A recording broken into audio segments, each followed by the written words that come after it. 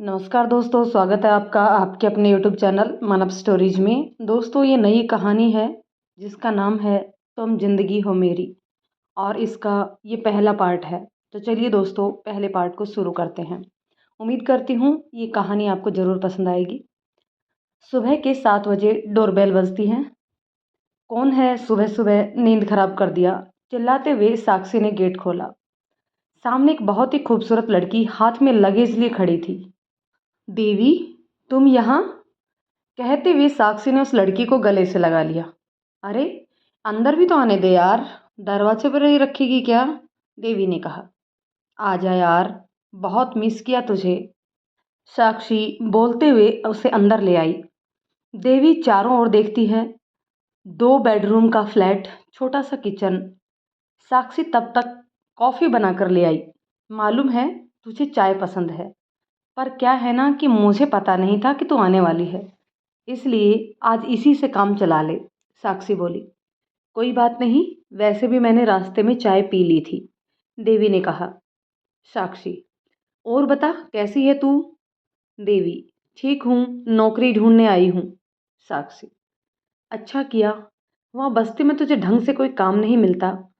वैसे भी मेरी रूम पार्टनर चली गई है, हम दोनों साथ में रह जाएंगे। कुछ दिनों में कहीं ना कहीं जॉब भी मिल ही जाएगी। देवी, ठीक है। साक्षी तैयार होकर ऑफिस चली गई। देवी भी फ्रेश होकर पेपर में एडवर्टाइजमेंट चेक करने लगी। 2-3 जगह टिक लगाकर आराम करने लगी। सोकर जब उठी तो उठने के बाद वह अपना लगेज अनपैक करने लगी।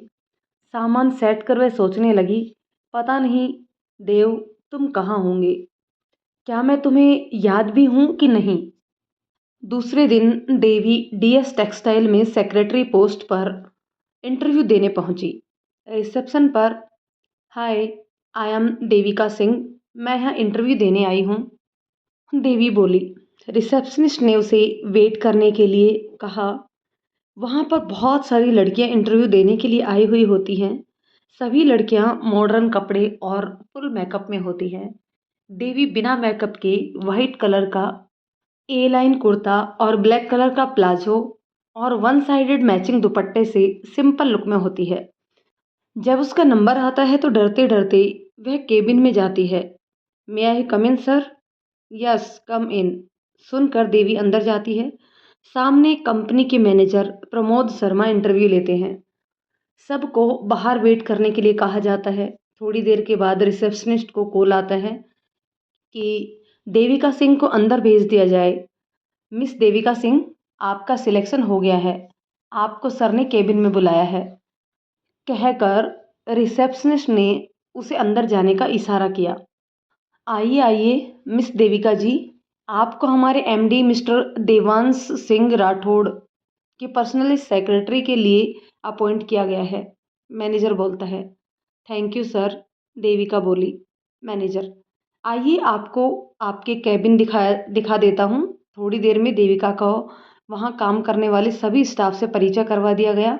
लंच टाइम में सब कैंटीन में इकट्ठे होते हैं। प्रभा देविका से दोस्ती करने के लिए अपना हाथ आगे बढ़ाती है। हाय, आई एम प्रभा, प्रभा बोली।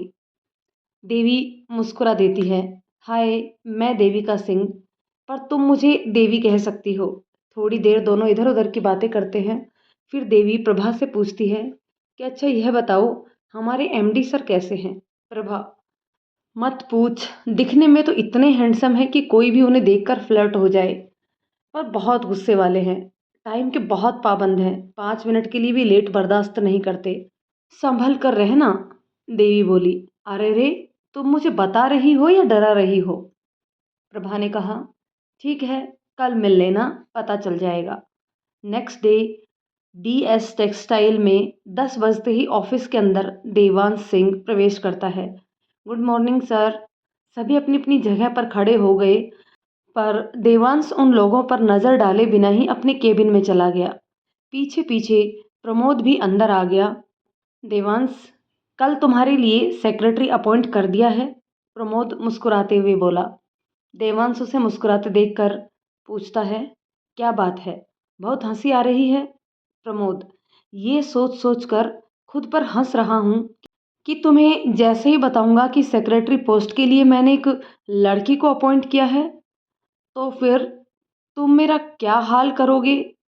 दिव्यांश: क्या? Are you mad? साफ साफ बोला था ना कि किसी लड़के को अपॉइंट करना, लड़की बिल्कुल भी नहीं। प्रमोद: यार आखिर तुम्हारा प्रॉब्लम क्या है? शुरू से ही देखता आ रहा हूं कि तुम लड़कियों से दूर भागते हो। देवांश: मैं देवी की जगह किसी और को नहीं देना चाहता। प्रमोद: पर इसमें उसकी जगह किसी और को देने वाली कौन सी बात आ गई, जबकि वो लौट के वापस ही नहीं आ रही है? तो मान क्यों नहीं लेते हो कि वो अब कभी लौट कर नहीं आएगी? देवांश: मुझे पूरा विश्वास है कि देवी जिंदा है, क्योंकि मैं जिंदा हूँ। वो जरूर आएगी। प्रमोद: देवांश: वैसे तुम्हारी नई सेक्रेटरी कहाँ है? तुमने उसे बता तो दिया ना कि मुझे लेट होना बिल्कुल पसंद नहीं है? और फिर हल्के से हंसते हुए कहा, कहीं जॉब छोड़ के भाग तो नहीं गई? तभी केबिन का दरवाजा खुला और एक लड़की अंदर आते हुए बोली, गुड मॉर्निंग सर।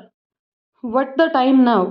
देवांश ने उसकी तरफ देखे बिना ही बोला, मिस, आप 10 मिनट लेट हैं। Sorry sir. देवी डर गई। What sorry?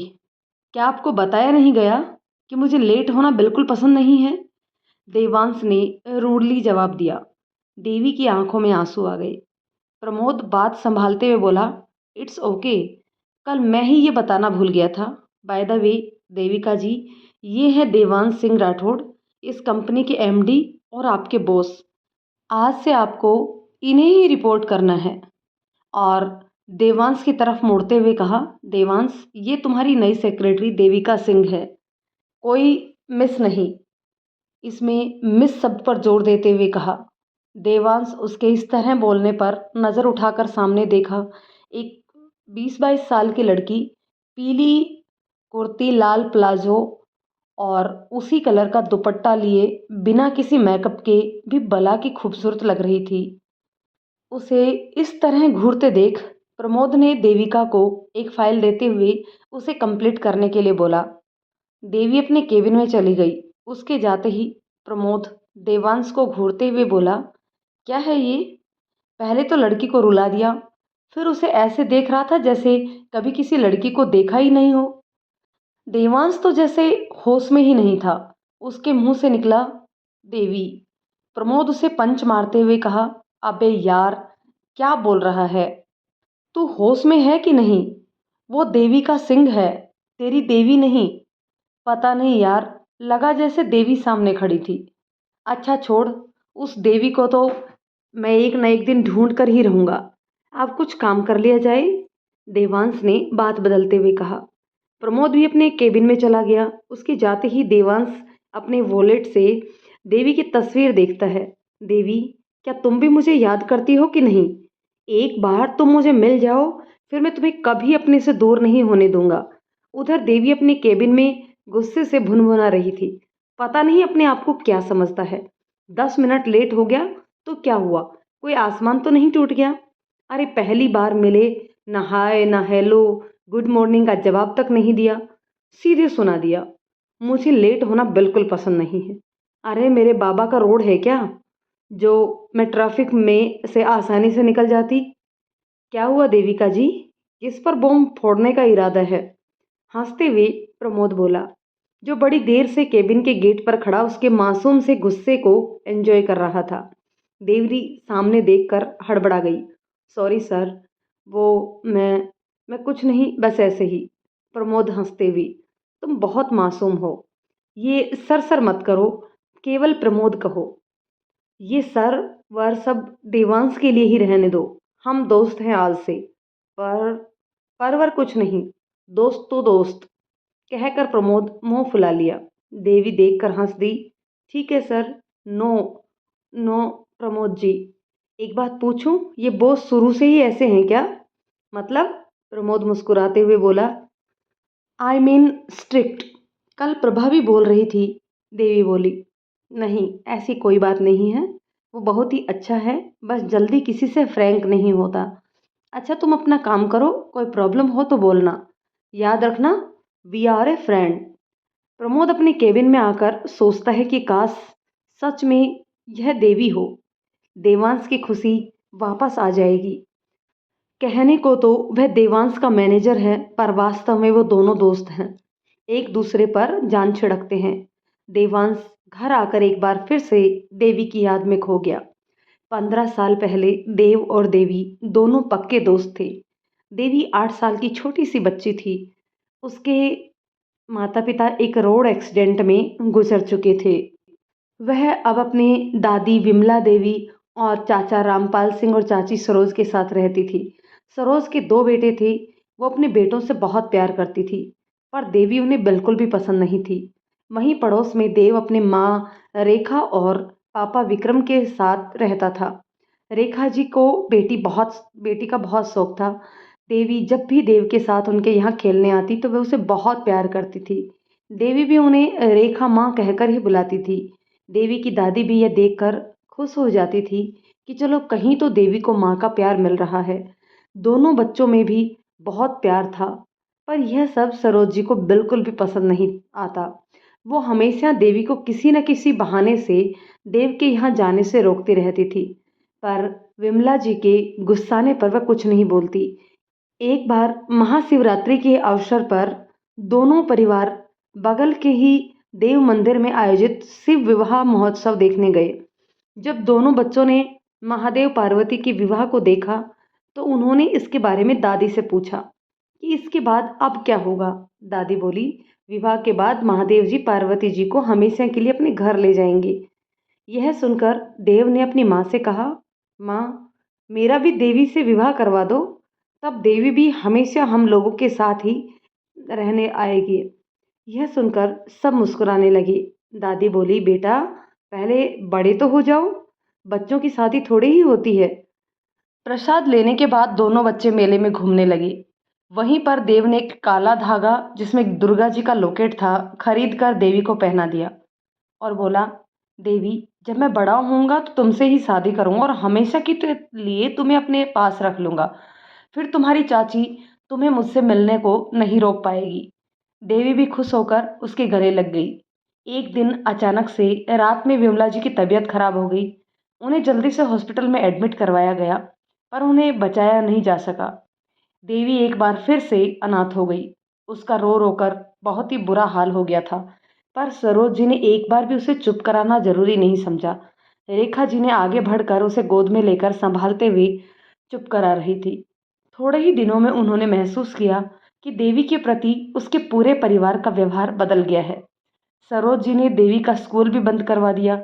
अब देवी मुश्किल से ही देव के साथ खेलने आ पाती थी।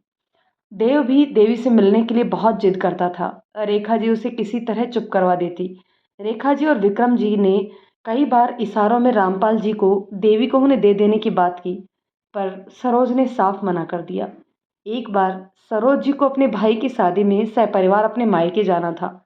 रेखा जी जब यह सुने तो उन्होंने सामने से आकर कहा, आप लोग देवी को हमारे पास छोड़ दीजिए, हम लोग उसका ख्याल रखेंगे। पर सरोज जी ने उसके लिए उन्हें मना कर दिया। थोड़े दिनों के बाद जब वे लोग घर लौटे तो देवी उनके साथ नहीं थी। रेखा जी ने जब उनसे देवी के बारे में पूछा तो सरोज बोली, देवी रेलवे स्टेशन पर कहीं खो गई है।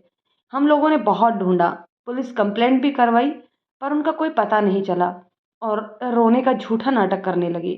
रेखा जी और विक्रम जी उनके इस जवाब से संतुष्ट नहीं थे।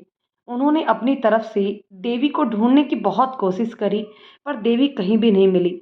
इधर देवी के नहीं मिलने पर देव का भी रो रो कर बुरा हाल होता। कुछ ही दिनों में रामपाल जी अपना घर बेचकर कहीं और रहने चले गए। उनका यूं सब कुछ बेचकर चला जाना विक्रम जी और रेखा जी को और भी खटका। उनका यकीन पक्का हो गया कि जरूर वो लोग जानबूझकर देवी को कहीं छोड़कर आए हैं। देव हमेशा देवी को ढूंढता रहता था। वह अब काफी गुमसुम रहने लगा था। रेखा जी और विक्रम जी ने उसे समझाने की बहुत कोशिश की।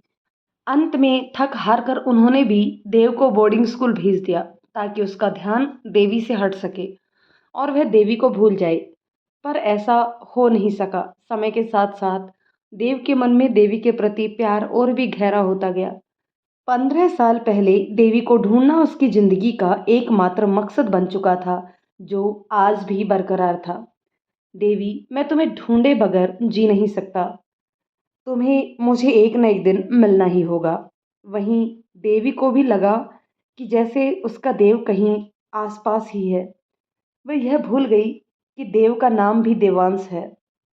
साक्षी को घर लौटने में देर हो गई। तब तक देवी ने रात का डिनर बनाकर कंप्लीट कर लिया। साक्षी घर आई तो डिनर बना हुआ देखकर काफी खुश हुई और देवी से बोली, वाह देवी, तूने तो आज मेरा दिल खुश कर दिया। देवी, तू लेट थी तो मैंने सोचा कि चलो कुछ काम कर लिया जाए। साक्षी, वैसे आज का दिन ऑफिस में कैसा रहा? देवी मुंह बनाकर बोली, कुछ खास नहीं। वो जो मेरा बॉस है ना, वो एक नंबर का खड़ूस है। 10 मिनट लेट क्या हो गई, इतना सारा सुना दिया। साक्षी, खड़ूस अच्छा नाम है। और वो जोर से हंसने लगी। पर मैंने जहां तक सुना है, देवांश सिंह बहुत ही हैंडसम और होट हैं। लड़कियां तो उनके आगे पीछे घूमा करती हैं। एक नंबर का घमंडी है। मैं तो जितना हो सके उतना उससे दूर ही रहूंगी। देवी मुंह बनाकर बोली, पर मुझे तो लगता है कि कहीं तुझे उससे प्यार ना हो जाए। साक्षी उसे छेड़ने लगी। ये असंभव है, मैं देव के अलावा किसी और के बारे में नहीं सोच सकती। देवी उदास हो गई। साक्षी उसे उदास होता देख बात बदलते हुए बोली, अरे चलना, मुझे जोरों से भूख लगी है। दोनों एक दूसरे को छेड़ते हुए खाना खाने के बाद सो गए। देवी भगवान से प्रार्थना करती है कि उसका बॉस से कम सामना हो, पर यह तो होने से रहा। आखिर वह देवांश की ही सेक्रेटरी है, तो उसका साथ तो रहना ही था। आज वह टाइम पर ऑफिस पहुंचती है। देवांश अभी तक नहीं आया होता, तो वो रिलैक्स फील करती है। थोड़ी देर बाद देवांश आता है और आते ही वह देवी को इंटरकॉम पर फोन करता है। मिस देविका सिंह, मिस्टर रघु वाला फाइल लेकर मेरे केबिन में आइए। देवी, भगवान बचा लेना मुझे इस खड़ूस से, बड़बड़ाते हुए देवांश के केबिन के गेट पर नॉक करती है। मे आई कम इन सर? देवांश, यस कम इन। देवी, गुड मॉर्निंग सर, ये रही फाइल। देवांश, ठीक है, अब आप जा सकती हैं और प्लीज़ मेरे लिए कॉफ़ी भिजवा दीजिएगा। देवी, ओके सर। देवांश अभी तक देवी को ठीक से देखा भी नहीं था, पर उसकी जाते ही उसे अजीब सी बेचैनी महसूस होने लगी। पता नहीं क्यों मैं इस लड़की से अपनापन महसूस करता हूँ। कौन है ये? लंच टाइम में देवी और प्रभा कैंटीन में मिलती हैं। प्रभा के साथ एक लड़का होता है। प्रभा, देवी, ये आदित्य है, मेरी बगल वाले डेस्क पर बैठता है। आदित्य, हाय देवी। देवी, हाय आदित्य। आदित्य, आप बहुत ही खूबसूरत हो। देवी हंसते हुए, शुक्रिया। सभी अपने अपने डेस्क पर वापस आ गए। प्रमोद आज ऑफिस नहीं आया। देवांश को आज भी एक जरूरी मीटिंग में जाना होता है। उसने प्रमोद को फोन किया तो वह बोला, अब इसमें क्या प्रॉब्लम है? तेरी सेक्रेटरी है ना देविका, उसे लेके जा। देवांश, पर उसे कैसे ले जाऊं? प्रमोद, पर कुछ नहीं, अब उसे मुफ्त में तो पेमेंट नहीं कर सकते, काम तो लेना ही होगा ना। देवांश, अच्छा अच्छा, ठीक है। वह देवी को फोन करता है। मिस, अभी हमें एक इम्पोर्टेंट मीटिंग के लिए जाना है। प्रमोद आज नहीं है तो आपको साथ चलना होगा। Devi, it's okay sir, I am ready. Devansh, मैं नीचे गाड़ी में इंतजार कर रहा हूँ, आप मिस्टर सिन्हा वाली फाइल लेकर आ जाइए। देवी, ठीक है सर। देवी नीचे आई तो देवांश ने उसे आगे बैठने के लिए बोला। देविका जी, आप आगे ही बैठ जाइए, मुझे मीटिंग के रिलेटेड कुछ डिस्कशन करना है। देवी, ओके सर। दोनों डिस्कस करते हुए होटल पहुंच गए। देवी, हम लोग तो मीटिंग के लिए आए थे ना, फिर होटल क्यों? Devansh, what you means? Of course हम मीटिंग के लिए ही आए हैं। तुमने क्या सोचा? एक मिनट, कहीं तुम ये तो नहीं सोच रही कि मैं तुम्हारे साथ? देवी, आप गलत समझ रहे हैं सर। पर देवांश ने उसकी बात पर ध्यान ना देते हुए गुस्साते हुए कहा, तुमने ऐसा सोच भी कैसे लिया? क्या मैं तुम्हें इस तरह का दिखता हूं जो काम के बहाने लड़कियों के साथ मस्ती करता है? इस तरह का घटिया ख्याल आया कैसे तुम्हारे दिमाग में? मिस, अगर मेरे बारे में आपका यही ख्याल है तो आप जॉब छोड़कर जा सकती हैं। देवी जल्दी से, सॉरी सर, मेरे कहने का ये मतलब नहीं था। मैं तो बस अपना कन्फ्यूज़न दूर कर रही थी। देवांश ने उसकी बात को नज़रअंदाज करते हुए बोला, मुझे इस तरह के कन्फ्यूज लोग पसंद नहीं है। इस पर देवी बड़बड़ाते हुए मन ही मन में बोली, मुझे ये पसंद नहीं, मुझे वो पसंद नहीं। जैसे पूरी दुनिया ही इनके पसंद और नापसंद पर ही चलेगी। देवांश उसे बड़बड़ाते देखकर गुस्से में बोला, मिस देविका सिंह, अगर आपका बड़बड़ाना हो गया हो तो हम मीटिंग के लिए जाएं? हम लेट हो रहे हैं। वैसे अगर आप अभी भी कुछ कंफ्यूज हैं तो घर जा सकती हैं, और हाँ, कल से ऑफिस आने की ज़रूरत नहीं है। कहकर उसके हाथ से फाइल लेकर वो कार से बाहर आ गया। देवी जल्दी से बोली, नो नो सर, मैं भी आ रही हूँ, और उसके पीछे दौड़ गई। मीटिंग खत्म होते होते लेट हो गया। जब वे दोनों बाहर आए तो देखा बहुत अंधेरा हो गया था। देवी बोली, ओह, अब मैं घर कैसे जाऊंगी? देवांश उसे परेशान होते देखकर बोला, इफ़ यू डोंट माइंड तो मैं आपको घर ड्रॉप कर दूं? देवी सोची ये ठीक रहेगा। वह अब धीरे धीरे देवांश पर भरोसा करना लगी थी कि वह गलत इंसान नहीं है। वह गाड़ी में आकर बैठ गई और अपने घर का एड्रेस बता दिया। देवी बहुत थक गई थी तो वह गाड़ी में ही सो गई। उसके बताए एड्रेस पर पहुंचकर देवांश गाड़ी रोक दी। उसने देखा कि देवी तो आराम से सो रही है। अब वह उसे उठाए कैसे, सोचते हुए उसने गौर से देवी को देखा और बस देखते ही रह गया। उसकी आंखें उसे अपनी देवी की याद दिलाने लगी। आखिर वही तो उसकी देवी थी। एक पल के लिए लगा कि समय ठहर जाए और वह बस उसे देखता ही रह जाए।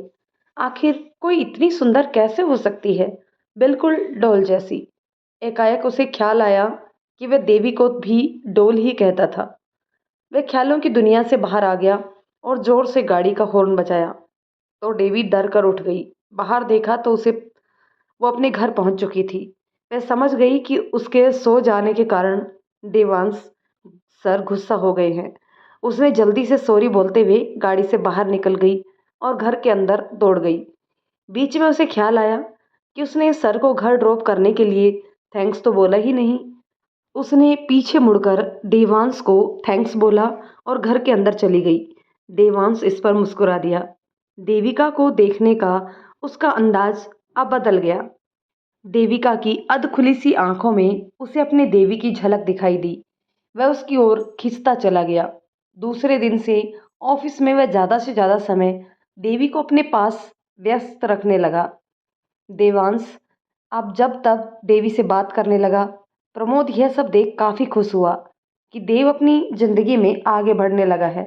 प्रमोद देवांश को छेड़ने लगा, क्या बात है भाई, आजकल बहुत व्यस्त रहने लगे हो, आखिर माजरा क्या है? देवांश मुस्कुरा कर बोला, कुछ तो नहीं।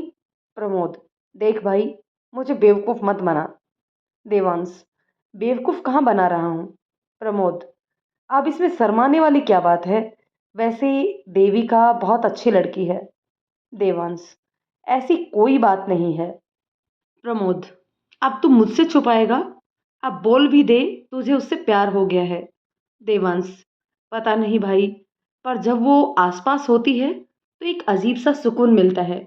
देवी को ढूंढ नहीं पाने की बेचैनी भी महसूस नहीं होती। जब वो पास होती है तो लगता है कि देवी मेरे पास है। वो बोलती है तो मन करता है कि बस उसे ही सुनता रहूं।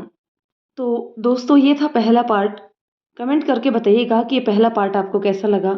यदि ये पार्ट आपको पसंद आया तो प्लीज़ इसे लाइक शेयर कर दीजिए, और चैनल पर नए हैं तो प्लीज़ चैनल को सब्सक्राइब ज़रूर कर दीजिए। मिलते हैं इसके ही नेक्स्ट पार्ट में, तब तक के लिए शुक्रिया।